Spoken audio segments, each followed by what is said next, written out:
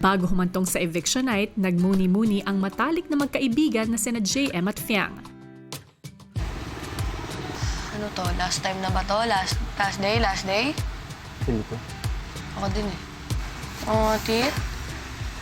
Ikaw nga magsauli kayo. Ba, ikaw no?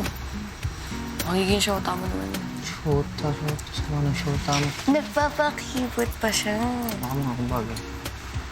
Ito. Ano? Oh, di ba? Doon sa taas, sa kabila. Ayun oh. Wait lang kasi huwag ka magulo. Ang nakalagay dito. Ano nabasa ko na? There's no one like you, Mom. There's no one like you, Mom. Pretty kaya. Shota na. Ay ako. Dito, masaya. Palitan ko rin paglabas ah. May pa naman magtapon ng mga ganito. Panadumi yun kung kailan.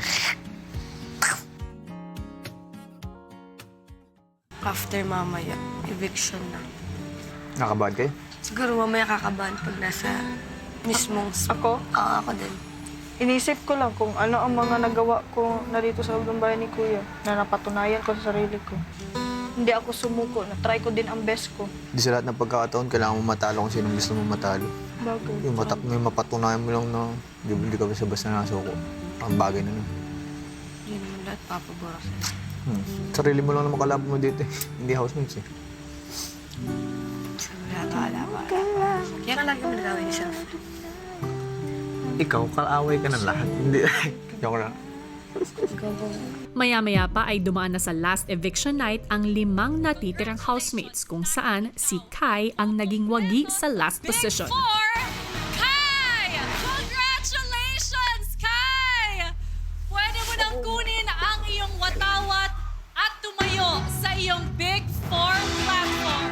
At para naman sa'yo, JM, what a strong fight. You did so well. But at this point, I'm sorry, you have just been evicted from the Big Brother house. Thank you so much po. Magpaalam ka na sa iyong mga kasama at magmadaling pumunta sa confession room. It's okay. Galingan niyo lahat. Galing. Let's go. Bye-bye. Galingan niyo. Hindi lang alata, pero nalulungkot ako. Ayun nga, malapit na sana si Bakla, Kuya. Malapit na sana si JM. Like, isang ganun na lang. Pero ayun, hindi na kinaya ni JM, Kuya. Gusto ko sabihin sa kanya, iyo, na proud ako, Kuya, sa kanya. Na nakaka-proud siya. Our Gen 11 big winner, Fiang! At nang hirangin si Fiang bilang big winner, isa sa mga pinaka-nagmarkang pinasalamatan nito ay ang kanyang matalik na kaibigan. I did it! I wanna thank also JM for being one of my support system. Oh my God, I love you guys so much! Yung nasa outside world na kayo ni JM, ano ang halaga ng inyong pagkakaibigan? Malaki kuya, malaking kahalagahan no, yung nabuo naming pagkakaibigan dito sa loob ng bahay niyo kuya. Kung malalim po yung pagkakaibigan po namin ni JM dito sa loob ng bahay mo, eh mas lumalim ho ng sobra sa outside world po, kuya. Mas pinapahalagaan po namin sa labas ng bahay. Nandiyan ho kami ni Fiang para sa isa't isa kuya. To the point na yung problema niya, problema ko na din, kuya.